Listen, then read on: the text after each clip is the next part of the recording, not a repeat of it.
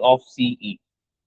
अब D CE का mid point है, सी डी की वैल्यू 2p माइनस क्यू है, तो डीई की वैल्यू भी 2p माइनस क्यू हो गई, जी।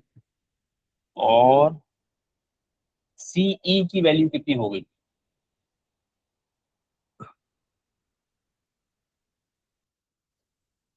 वो सर इनको बस ऐड कर देना। हाँ मैंने उल्टा लिख दिया, ये 2q माइनस पी है। जी, तो 4Q - 2P। हाँ मैंने को पहले तो ये मैं थोड़ा सही करूँ। हाँ, सीई निकालना है, मैं CE is equals to 2 times C D, 2 times 2q minus P, जो कि फाइनली 4q - 2p हो गया। फिर उसके बाद बी से ई जाना है, तो बी से ई जाने के लिए आप किस तरीके से बी से ई पर पहुंचेंगे? पहले बी से कहाँ जाएं और फिर कहाँ जाएं तो ई पर पहुंच जाएं। यानी मैं बेसिकली पॉइंट बी से पॉइंट ई पर जाना चाहता हूँ, तो इसके लिए मैं क्या रूट लूँ?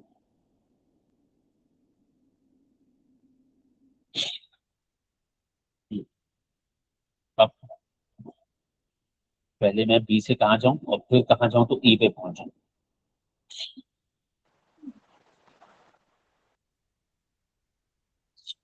बी से सी और सी से। तो बीई के लिए आप बी से सी प्लस सी से ई। बी सी की वैल्यू हमारे पास 2p प्लस क्यू है, प्लस सीई की वैल्यू हमने अभी निकाली 4q - 2p, 2p से 2p कैंसिल, तो बीई की वैल्यू 5 टाइम्स q।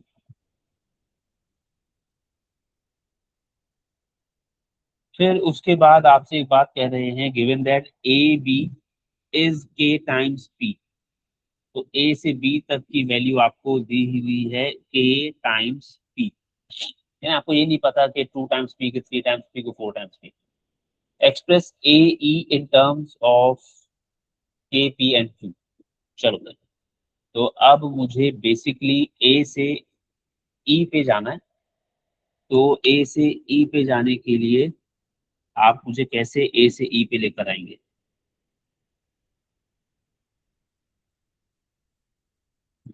ये रहा ए से, आप मुझे ए से ई किस पाथ के थ्रू लेकर आएंगे?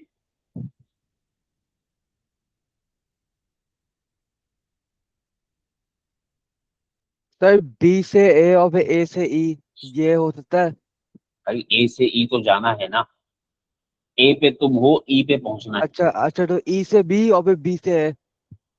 ई से बी और बी से ए ऐसा भी कर सकते हैं, बट ये सारी की सारी डायरेक्शंस बदल रहे हो। मुझे ए बी दिया हुआ है, के पी, ए बी का मतलब है इस डायरेक्शन, और फिर जी। बी से ई दिया हुआ है, तो ई से बी क्यों ला रहे हो? ए पे मैं हूँ, ए से ई पे जाना है, तो ए से अब डायरेक्टली तो ई पे जा नहीं सकते, तो पहले ए से बी और फिर बी से ई ना। जब ठीक है सर। ई पता करना है तो हम ए पर है ना भाई, जी। तो ए पर हम हैं, ई पे हमें जाना है। इसका ये मतलब हुआ कि पहले आप चले जाएं ए से बी, और फिर उसके बाद बी से आप ई मालूम कर चुके हैं, तो बी से ई चले जाएं। अब ए बी, सवाल ने क्या बताया आपको? ए बी कितना है? के टाइम्स पी प्लस बीई, आपने भी पिछले पार्ट में मालूम किया, दैट इज 5q। चलो, उसके बाद अब ये वाली कंडीशन, 3 तरह की कंडीशंस में के की वैल्यू पूछते हैं। पहली वाली कंडीशन होती है जब वो आपसे कहता है 3 पॉइंट्स आर कोलिनियर। दूसरी कंडीशन जब वो आपसे कह देता है one vector is parallel to the other. और तीसरी कंडीशन है सिमिलैरिटी वाली। सिमिलैरिटी हमने आपको इसीलिए पढ़ाई है ताकि वेक्टर में डिफिकल्टी ना हो, ठीक है। तो सबसे ज्यादा खराब फिर वही होता है के, मतलब के वाले सवालों का है कि के वाले सवाल मुश्किल होते हैं, फिर उसमें भी कैटेगरीज है कि उसमें सबसे ज्यादा मुश्किल क्या हो सकता है। तो सिमिलैरिटी के क्वेश्चन में सबसे ज्यादा स्ट्रगल करते हैं क्योंकि सिमिलैरिटी के कॉन्सेप्ट अच्छे नहीं होते। अच्छा, A is parallel to B C, क्या ये 3 कंडीशंस देगा कि ये एक ही कंडीशन देगा? जब हम आपसे कहते हैं A is parallel to B C, तो इस एक जुमले के पीछे कितनी कंडीशंस मिल जाती हैं?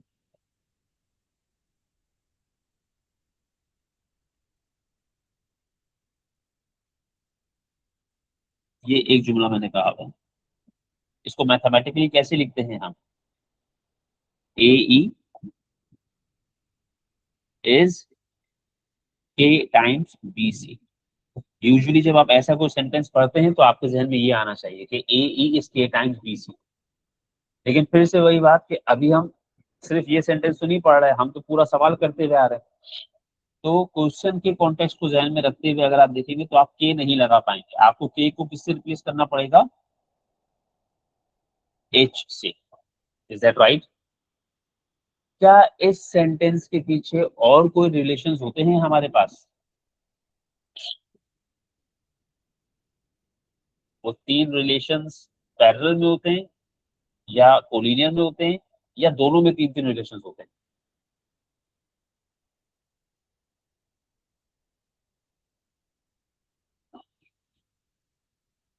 कितनी थोड़ी मांग ली मैंने। इस एक सेंटेंस के पीछे एक ही रिलेशन होता है, वो है A is a multiple of B C. और वो मल्टीपल क्या है वो मुझे नहीं पता, तो मैंने एच एज्यूम किया उसको। चलिए, तो कम से कम इस कंडीशन में या इस सेंटेंस में अच्छी बात यह है कि you have only one relation available. तो आपको नहीं सोचना कौन सा वाला काम करेगा कौन सा नहीं काम करेगा, this is the only relation that is available. ठीक है। अब यहां से के की वैल्यू निकालने के लिए आपको ए पता होना चाहिए। पिछले पार्ट में आपने ए पता किया, सही है। आपको बी सी पता होना चाहिए। अब क्योंकि एक नंबर का सवाल है तो मोस्ट प्रोबेबली बी सी भी पता ही होगा। तो बी सी 2p + q है, वो सवाल नहीं दिया हुआ है आपको। तो ए की जगह तो मैं क्या लिख दूंगा? K P + 5q H times B सी।